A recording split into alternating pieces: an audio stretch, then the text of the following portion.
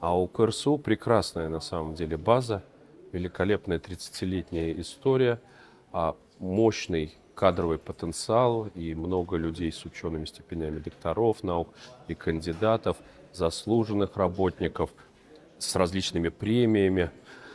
Но, конечно же, в учебном году, собственно, мы будем именно планировать какие-то новые подходы, новые образовательные программы, модернизировать, в какой-то степени усиливать цифровизацию, но без резких, естественно, движений, а плавно 7 раз отмерь, один отрежь.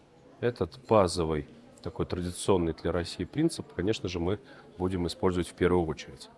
Однако мы понимаем с вами, что современный университет 21 века должен иметь современную инфраструктуру, должен иметь современный кампус, где можно и жить комфортно, и удобно, и заниматься спортом, и отдыхать в кафе, и играть, в конце концов, в бильярд, может быть, или в какие-то спортивные игры, и учиться, конечно же.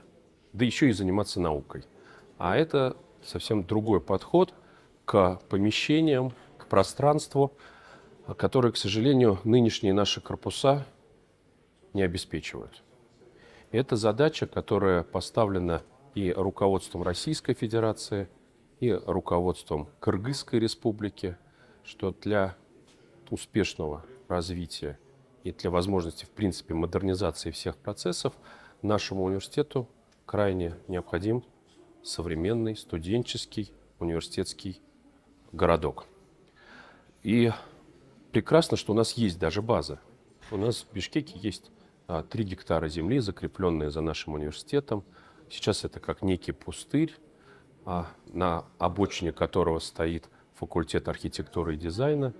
И на этом пустыре, собственно, все готово для строительства. Для того, чтобы построить современный кампус, в принципе, по российским стандартам на 3 гектарах может быть построено до 75 тысяч квадратных метров. Сейчас у нас меньше 40 тысяч квадратных метров. При этом мы понимаем, что, конечно, головная боль всегда была отсутствие общежития, гостиницы для размещения иностранных гостей, профессоров и студентов. Поэтому, понимая, что это одна из наших ахиллесовых пят, мы и запланировали собственно, работы по подготовке проекта. Потому что сначала нужен проект, нужен финансово-экономический расчет, а потом уже можно будет обращаться к президентам наших стран с просьбой о поддержке каким-то государственным корпорациям, индустриальным партнерам, чтобы они инвестировали в развитие этой инфраструктуры. Именно поэтому вчера мы объявили конкурс концепт-дизайнов.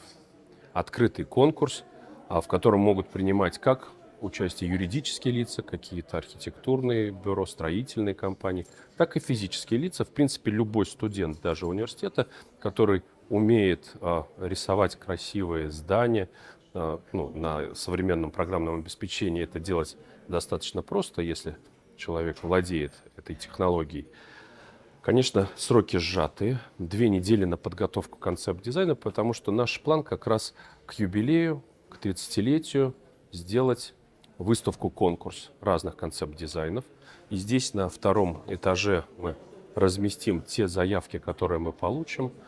И по итогам этого конкурса экспертное жюри с учетом народного голосования, потому что мы предполагаем, что любой студент, любой преподаватель, приходя в главное наше здание на Киевской 44, сможет посмотреть разные варианты и выбрать тот, который кажется больше симпатичным, более родным и в котором хотелось бы через 3-4 года учиться, жить, работать, или выпускникам, куда захотелось бы приходить.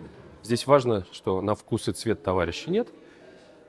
Но будем как раз отталкиваться от результатов народного голосования через онлайн, а также от экспертного мнения уважаемых архитекторов, которых мы пригласили как раз в нашу экспертную комиссию.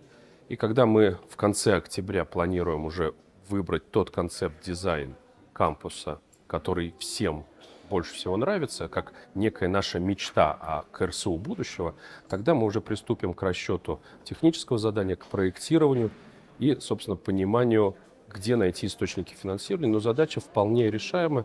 так как на примере многих российских университетов мы видим, как динамично и быстро в них строятся кампусы мирового уровня.